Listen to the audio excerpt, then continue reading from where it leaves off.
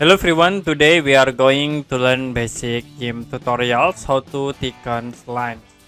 Okay, for example, I will create new file and we create line with this pad tools. Can click and I will click stop this into here and move to the bottom.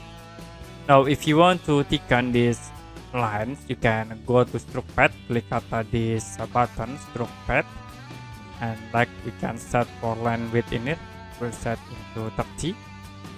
Don't forget to uncheck for anti-aliasing and you can click stroke to change for the line thickness like this. If you done, you can click this icon.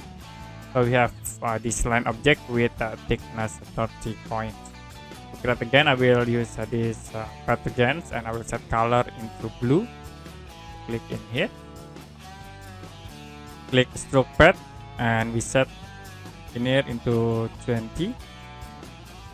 Click stroke pad and you can click move icon to apply. Okay, that's it for basic Gimp tutorials how to thicken lines. And if you have any question about this tutorial, you can comment below this video.